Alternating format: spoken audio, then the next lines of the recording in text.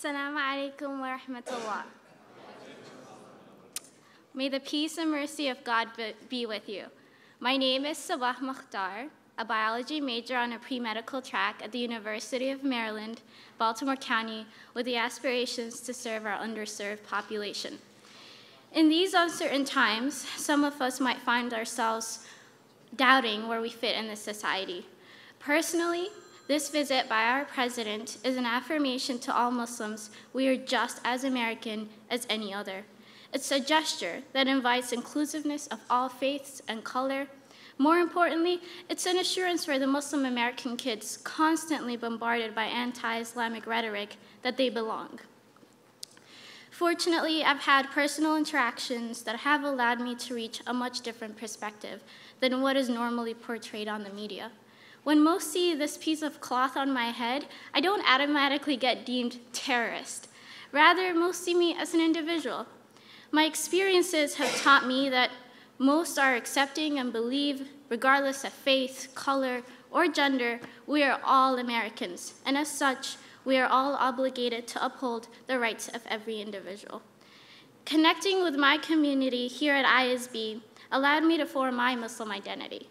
My journey to where I am today started the first day I decided to wear my hijab as a junior in Pikesville High. I was so nervous to walk down the streets to my bus stop thinking, what will my friends think, that I'm a terrorist? While I did receive a few remarks as such, most were reassuring, like Jake from my bus stop, who nodded at that thing on my head and said, hey, that's pretty cool. Never did I feel as though I wasn't part of the community. I was just as American and just another high schooler.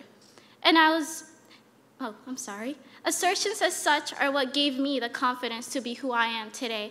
And I strongly believe to a lot of Muslims out there, the appearance of our president in our local mosque today does exactly just that. And personally, reassures me that I, a proud, Black, Muslim, African American, I'm just as American and have the obligation to fulfill my loyalty to my country as any other.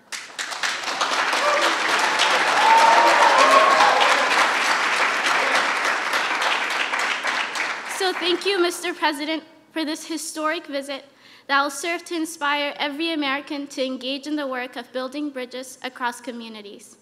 And now, it is my honor to introduce to you the President, our President of the United States, President Barack Obama.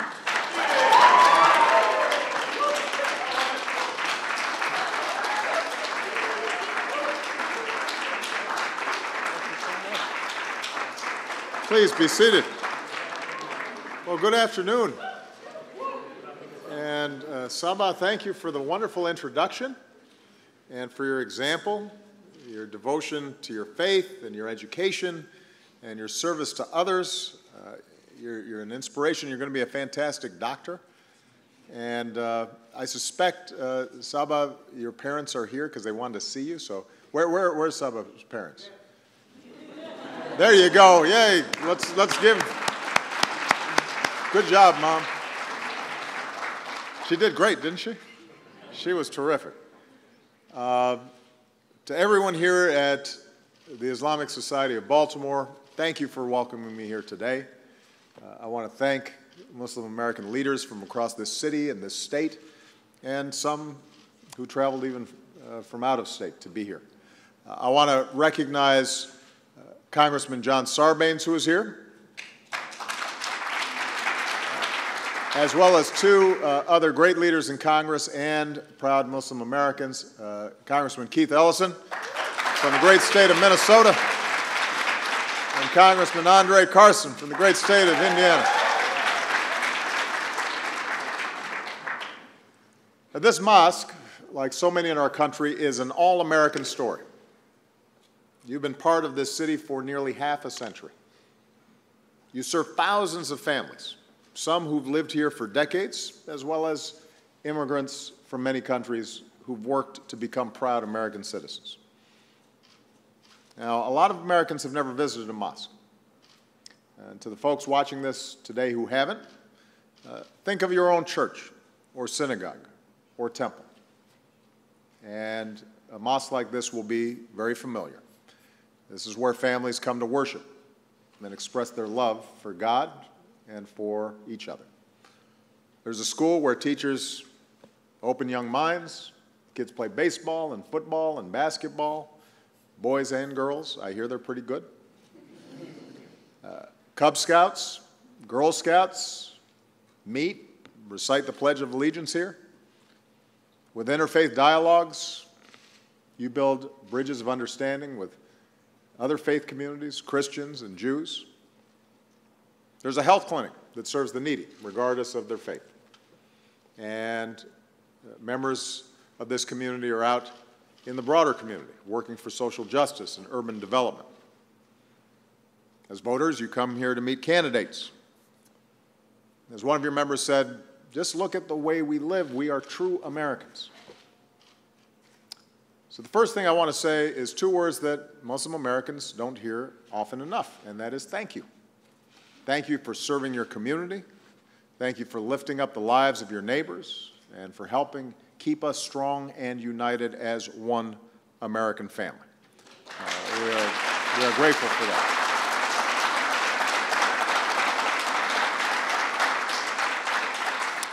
Now, this brings me to the other reason I wanted to come here today. I know that in Muslim communities across our country, this is a time of concern and, frankly, a time of some fear. Like all Americans, you're worried about the threat of terrorism. But on top of that, as Muslim Americans, you also have another concern, and that is your entire community so often is targeted or blamed for the violent acts of the very few. The Muslim American community remains relatively small, so several million people in this country, and as a result, most Americans don't necessarily know, or at least don't know that they know, a Muslim personally. And as a result, many only hear about Muslims and Islam from the news after an act of terrorism, or in distorted media portrayals in TV or film, all of which gives this hugely distorted impression. And since 9/11, but more recently since the attacks in Paris and San Bernardino, you've seen too often people conflating the horrific acts of terrorism with the beliefs of an entire faith. And of course, recently we've heard inexcusable political rhetoric against Muslim Americans that has no place in our country. No surprise, then, that threats and harassment of Muslim Americans have surged. Here at this mosque, twice last year, threats were made against your children. Around the country, women wearing the hijab, just like Saba, have been targeted. We've seen children bullied. We've seen mosques vandalized. Sikh Americans and others who are perceived to be Muslims have been targeted as well. I just had a chance to meet with some extraordinary Muslim Americans from across the country who are doing all sorts of work. Some of them are doctors. Some of them are community leaders, religious leaders. All of them were doing extraordinary work, not just in the Muslim community, but in the American community. And they're proud of their work in business and education and on behalf of social justice and the environment and education. I should point out they were all much younger than me, which is happening more frequently these days. And you couldn't help but be inspired hearing about the extraordinary work that they're doing. But you also could not help but be heartbroken to hear their worries and their anxieties. Some of them are parents, and they talked about how their children were asking, are we going to be forced out of the country? Or are we going to be rounded up? Why do people treat us like that? conversations that you shouldn't have to have with children. Not in this country. Not at this moment. And that's an anxiety echoed in letters I get from Muslim Americans around the country. I've had people write to me and say, I feel like I'm a second-class citizen. I've had mothers write and say, my heart cries every night thinking about how her daughter might be treated at school. A girl from Ohio, 13 years old, told me, I'm scared. A girl from Texas signed her letter, a confused 14-year-old trying to find her place in the world. These are children just like mine. And the notion that they would be filled with doubt and questioning their place in this great country of ours, at a time when they've got enough to worry about. It's hard being a teenager already. That's not who we are. We're one American family, and when any part of our family starts to feel separate or second class or targeted, it tears at the very fabric of our nation.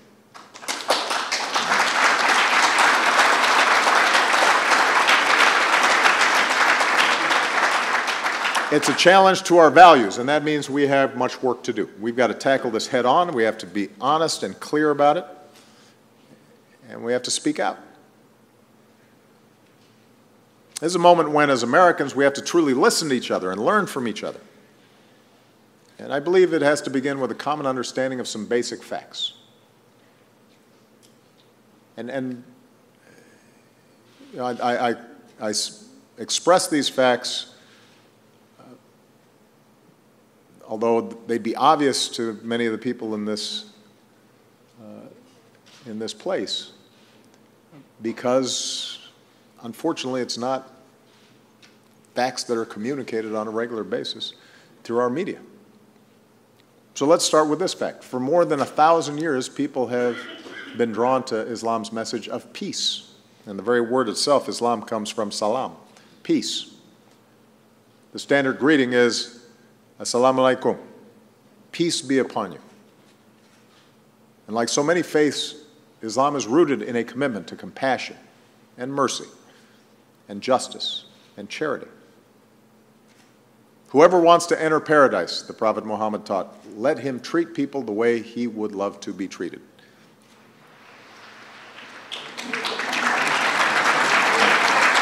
And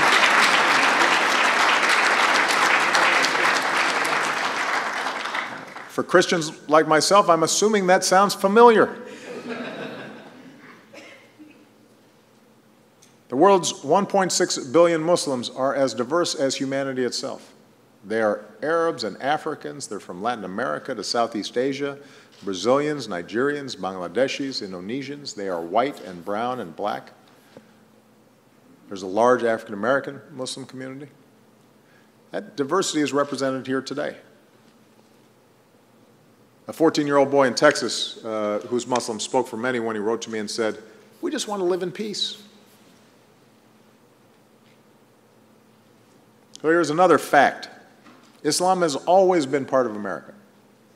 Starting in colonial times, many of the slaves brought here from Africa were Muslim. And even in their bondage, some kept their faith alive. A few even won their freedom and became known to many Americans. And when enshrining the freedom of religion in our Constitution and our Bill of Rights, our founders meant what they said when they said it applied to all religions. You know, back then, Muslims were often called Mohammedans. And Thomas Jefferson explained that the Virginia statute for religious freedom he wrote was designed to protect all faiths.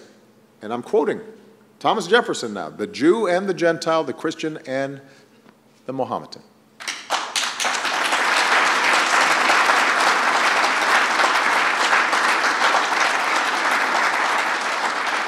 Jefferson and John Adams had their own copies of the Quran.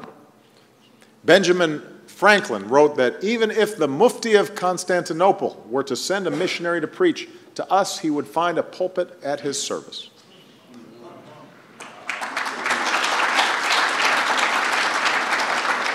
So this is not a new thing. Generations of Muslim Americans helped to build our nation. They were part of the flow of immigrants who became farmers and merchants. They built America's first mosque, surprisingly enough, in North Dakota. America's oldest surviving mosque is in Iowa. The first Islamic center in New York City was built in the 1890s. Muslim Americans worked on Henry Ford's assembly line, cranking out cars. A Muslim American designed the skyscrapers of Chicago. In 1957, when dedicating the Islamic Center in Washington, D.C., President Eisenhower said, "I should like to assure you, my Islamic friends, that under the American Constitution and in American hearts, this place of worship is just as welcome as any other religion."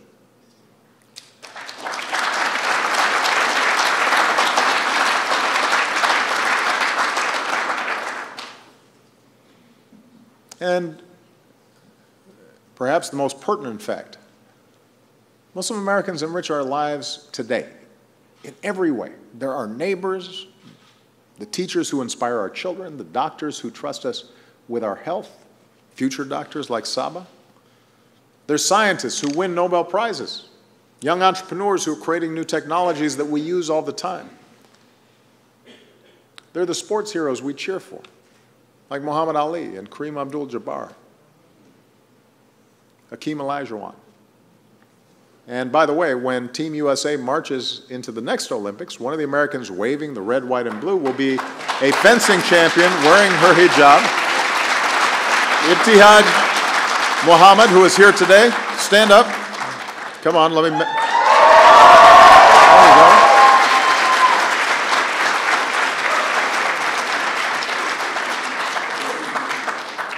I told her to bring home the gold. Not to put any pressure on you. Muslim Americans keep us safe. They're our police and our firefighters. They're in Homeland Security, in our intelligence community. They serve honorably in our armed forces, meaning they fight and bleed and die for our freedom. Some rest in Arlington National Cemetery.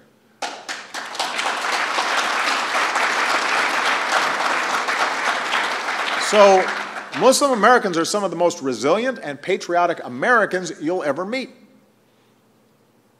We're honored to have some of our proud Muslim American service members here today. Please stand if you're here, and so we can thank you for our service.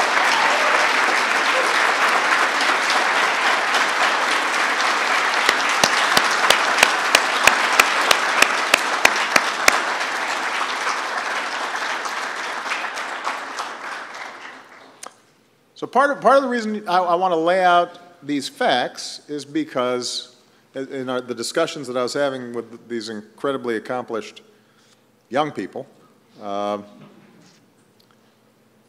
they were pointing out that so often they felt invisible, and part of what we have to do is to lift up the contributions of the Muslim American community, not when there's a problem, but all the time. Our television shows should have some Muslim characters that are unrelated to national security. Right? Because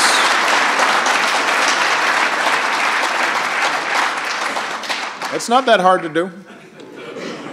Now, there was a time when there were no black people on television. And you can tell good stories while still representing the reality of our communities.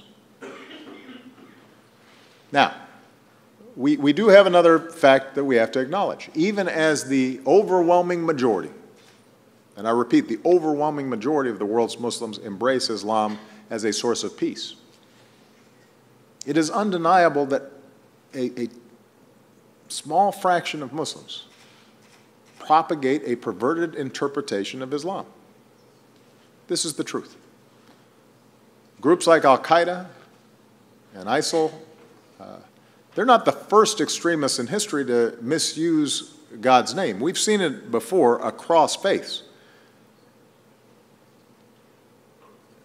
But right now, there is an organized extremist element that draws selectively from Islamic texts, twists them in an attempt to justify their killing and their terror.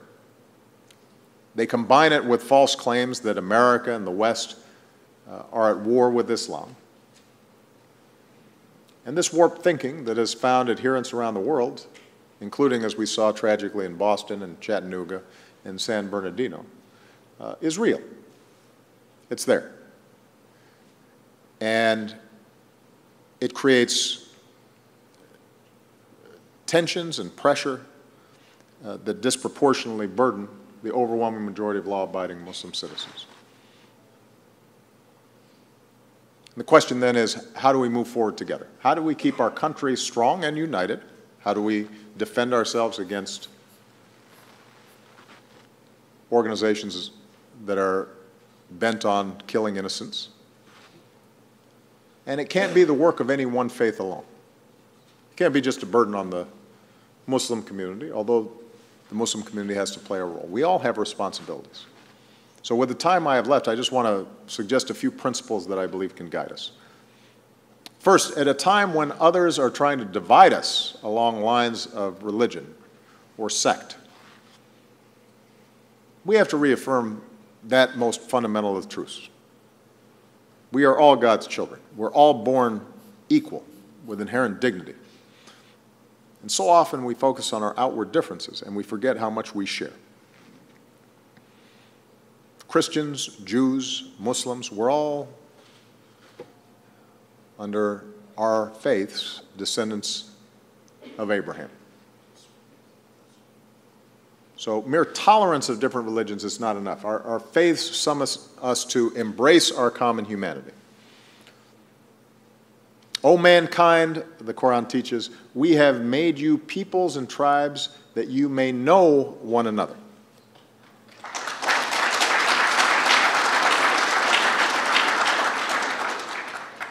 So all of us have the task of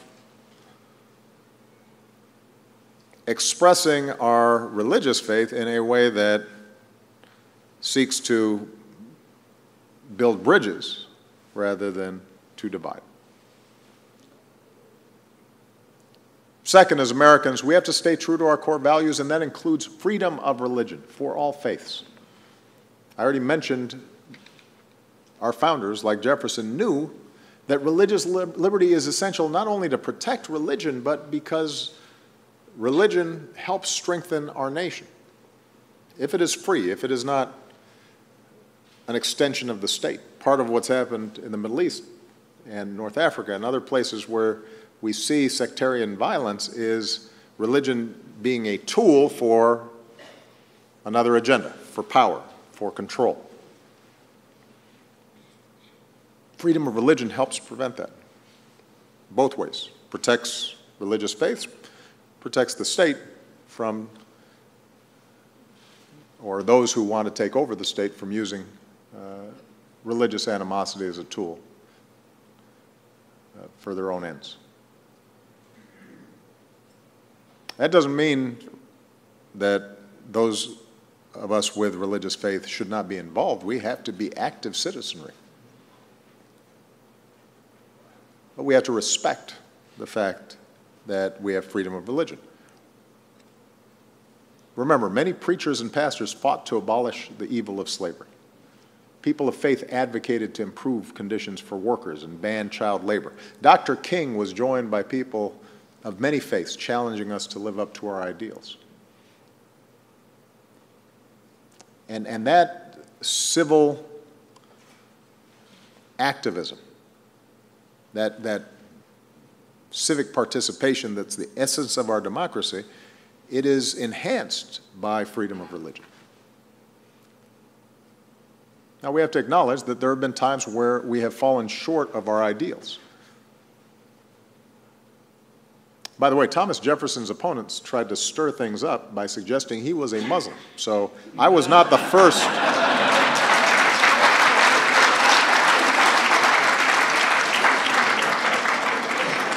No, it's true. It's true. Look it up. I'm in good company. But it hasn't just been attacks of that sort that have been used. Mormon communities have been attacked throughout our history. Catholics, including most prominently JFK, John F. Kennedy, when he ran for president, was accused of being disloyal. There was a suggestion that he would be taking orders from the Pope as opposed to upholding his constitutional duties. Anti-Semitism in this country has a sad and long history, and Jews were excluded routinely from colleges and professions and from public office. And so, if we're serious about freedom of religion, and I'm speaking now to my fellow Christians who remain the majority in this country, we have to understand an attack on one faith is an attack on all our faiths.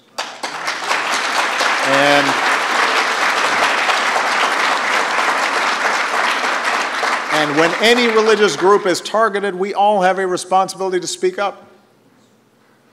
And we have to reject a politics that seeks to manipulate prejudice or bias and targets people because of religion. We've got to make sure that hate crimes are punished and that the civil rights of all Americans are upheld.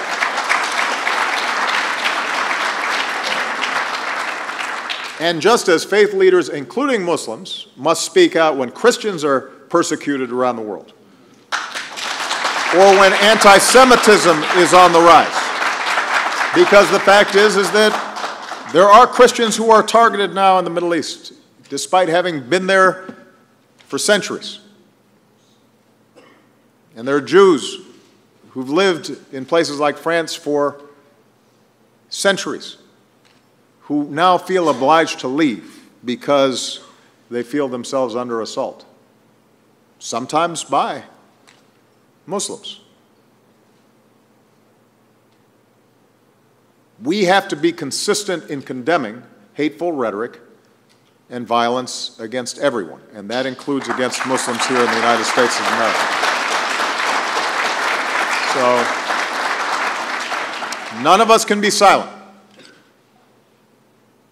We can't be bystanders to bigotry. And together we've got to show that America truly protects all faiths.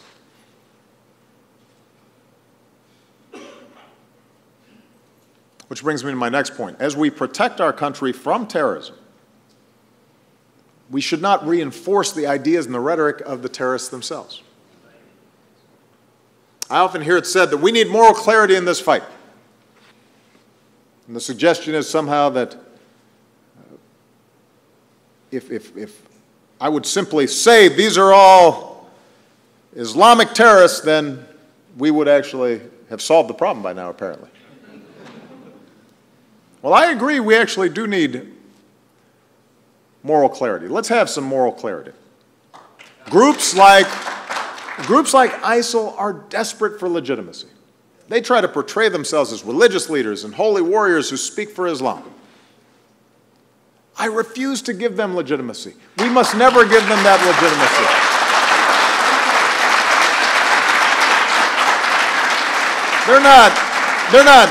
They're not defending Islam. They're not defending Muslims. The vast majority of the people they kill are innocent Muslim men, women, and children. And by the way, the notion that America's at war with Islam ignores the fact that the world's religions are a part of who we are. We can't be at war with any other religion because the world's religions are a part of the very fabric of the United States, our national character.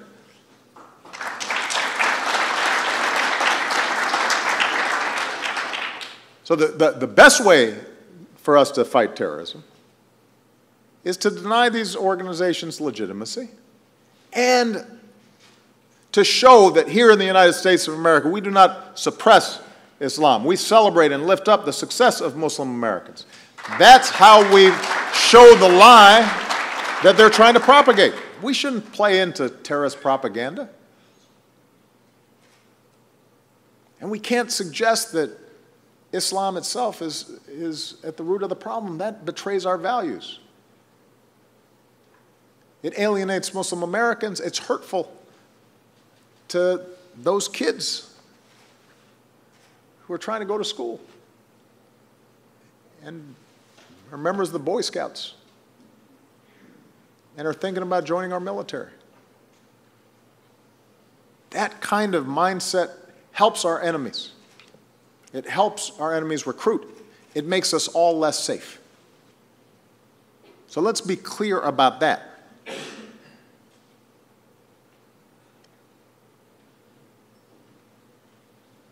Now, finally, just as all Americans have a responsibility to reject discrimination, I've said this before, Muslims around the world have a responsibility to reject extremist ideologies that are trying to penetrate within Muslim communities. Here at this mosque and across our country and around the world, Muslim leaders are roundly and repeatedly and consistently condemning terrorism. And around the globe, Muslims who've dared to speak out have often been targeted and even killed. So those voices are there. We just have to amplify them more. And it was interesting in the discussion I had before I came out, some people said, why is there always a burden on us? When a young man in Charleston shoots African Americans in a church, there's not an expectation that every white person in America suddenly is explaining that they're not racist. Everybody is assumed to be horrified by that act. And I recognize that sometimes that doesn't feel fair. But part of the answer is to make sure that the Muslim community, in all of its variety, and all the good works that it's doing, and all the talent that's on display, that it's out there, visible on a consistent basis, not just at a certain moment. But what is also true is that there is a battle of hearts and minds that takes place, that is taking place right now, and American Muslims are better positioned than anybody to show that it is possible to be faithful to Islam and to be part of a pluralistic society and to be on the cutting edge of science and to believe in democracy. And so I would urge all of you not to see this as a burden, but as a great opportunity and a great privilege to show who you are. To use a little Christian expression, let your light shine. Because when you do, you'll make clear that this is not a clash of civilizations between the West and Islam. This is a struggle between the peace-loving, overwhelming majority of Muslims around the world and a radical, tiny minority. And ultimately, I'm confident that the overwhelming majority will win that battle. Muslims will decide the future of your faith, and I'm confident in the direction that it will go. But across the Islamic world, influential voices should consistently speak out with an affirmative vision of their faith. And it's happening. These are the voices of Muslim clerics who teach that Islam prohibits terrorism. For the Quran says, whoever kills an innocent, it is as if he has killed all mankind. These are the voices of Muslim scholars, some of whom join us today, who know Islam has a tradition of respect for other faiths. And Muslim teachers who point out that the first word revealed in the Quran, Iqra, means read, to seek knowledge, to question assumptions. Muslim political leaders had to push back on the lie that the West oppresses Muslims, and against conspiracy theories that says America is the cause of every ill in the Middle East. Now, that doesn't mean that Muslim Americans aren't free to criticize American U.S. foreign policy. That's part of being an American. I promise you, as the President of the United States, I'm mindful that that is a healthy tradition that is alive and well in America. But like leaders everywhere, these leaders have been offering and need to continue to offer a positive vision for progress. And that includes political and economic progress. And we have to acknowledge that much of the violence in places like the Middle East is now turning into fights between sects, Shia, Sunni, and others, where differences are often exploited to serve political agendas, as I said earlier. And this bloodshed is destroying Muslim families and communities, and there has to be global pressure to have the vision and the courage to end this kind of thinking and this approach to organizing political power. It's not historically unique. It's happened in every part of the world, from Northern Ireland to Africa to Asia to right here in the United States in the past. But it is something that we have to fight against. And we know it's possible. Across the history of Islam, different sects traditionally have lived and thrived together peacefully. And in many parts of the world, they do today, including here in the United States. Like people of all religions, Muslims living their faith in a modern pluralistic world are called upon to uphold human rights, to make sure that everyone has opportunity. That includes the aspirations of women and youth and all people. If we expect our own dignity to be respected, so must we respect the dignity of others.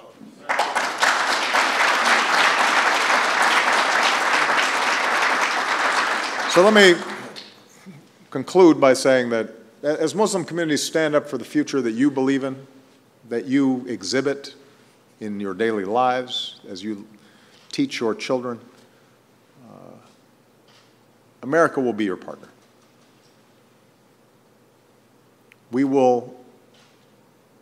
I will do everything I can to lift up the multiplicity of Muslim voices that promote pluralism and peace. We will continue to reach out to young Muslims around the world, empowering them with science and technology and entrepreneurship so that they can pursue their God-given potential and help build up their communities and provide opportunity. It's why we will continue to partner with Muslim American communities, not just to help you protect against extremist threats, but to expand healthcare and education and opportunity. Because that's the best way to build strong, resilient communities. Our values must guide us in this work. Engagement with Muslim American communities must never be a cover for surveillance. We can't give in to profiling entire groups of people. There's no one single profile of terrorists. We can't securitize our entire relationship with Muslim Americans. We can't deal with you solely through the prism of law enforcement. We've got to build trust and mutual respect. That's how we'll keep our communities strong and our communities united. Now, as I was in discussion with the young people before I came in here, I said, this will be a process. Law enforcement has a tough job. Some of these groups are specifically trying to target Muslim youth. We're going to have to be partners in this process. There will be times where the relationship is clumsy or mishandled. But I want you to know that from the president to the FBI director to everybody in law enforcement, my directive and their understanding is that this is something we have to do together. And if we don't do it well, then we're actually not making ourselves safer. We're making ourselves less safe. And here I want to speak directly to the young people who may be listening. You know, in our lives, we all have many identities. We are sons and daughters and brothers and sisters. We're classmates. We're Cub Scout troop members. We're followers of our faith. We're citizens of our country. And today, there are voices in this world, particularly over the internet, who are constantly claiming that you have to choose between your identities. As a Muslim, for example, or an American, do not believe them. If you're ever wondering whether you fit in here, let me say it as clearly as I can. As President of the United States, you fit in here, right here. You're right where you belong. You're part of America, too.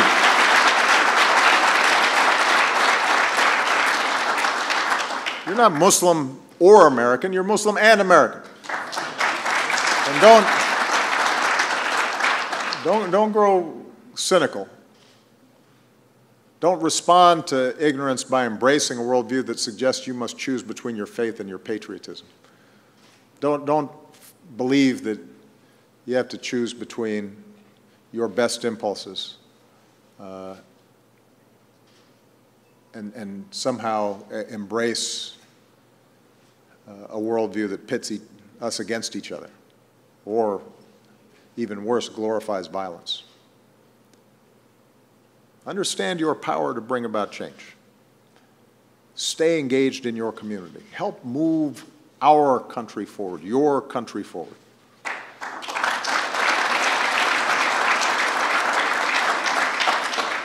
We are blessed to live in a nation where even if we sometimes stumble, even if we sometimes fall short, we never stop striving for our ideals. We keep moving closer to that more perfect union. We're a country where if you work hard and if you play by the rules, you can ultimately make it, no matter who you are or how you pray. It may not always start off even in the race, but here more than any place else, there is the opportunity to run that race. And as we go forward, I want every Muslim American to remember you are not alone. Your fellow Americans stand with you, just as Saba described her friends after she decided that she was going to start wearing a hijab. That's not unusual. Because just as so often we only hear about Muslims after a terrorist attack, so often we only hear about America's response to Muslims after a hate crime has happened. And we don't always hear about the extraordinary respect and love and community that so many Americans feel. I'm thinking about the 7-year-old boy in Texas who emptied his piggy bank to help a mosque that had been vandalized.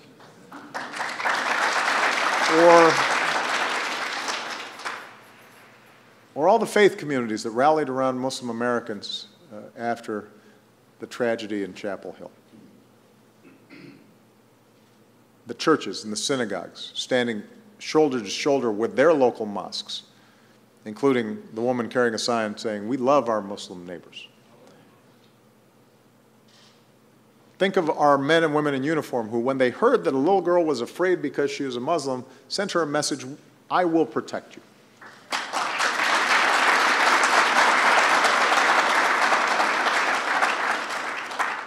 I want every American to remember how Muslim communities are standing up for others as well. Because right now, as we speak, there are Muslims in Kenya who save Christians from terrorists, and Muslims who just met in Morocco to protect religious minorities, including Christians and Jews.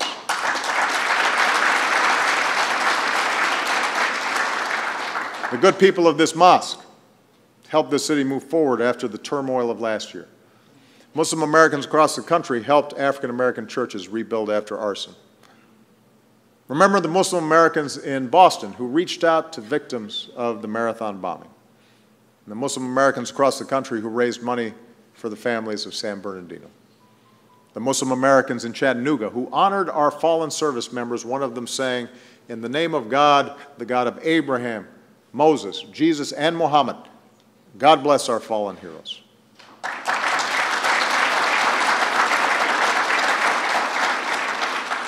We are one American family. We will rise and fall together. It won't always be easy.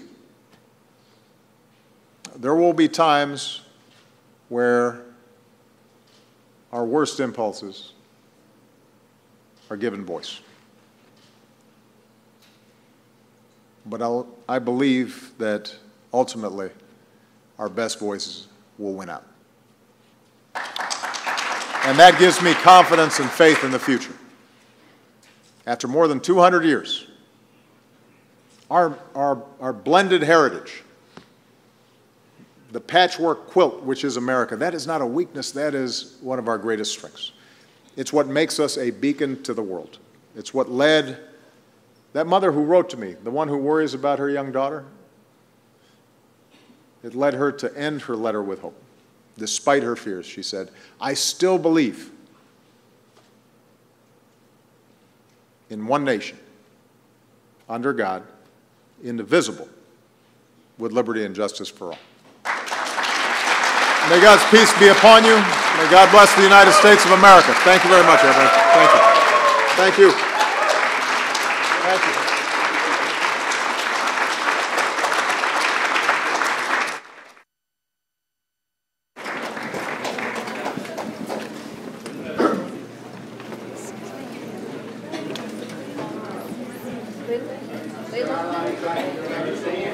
Guys, everybody sit.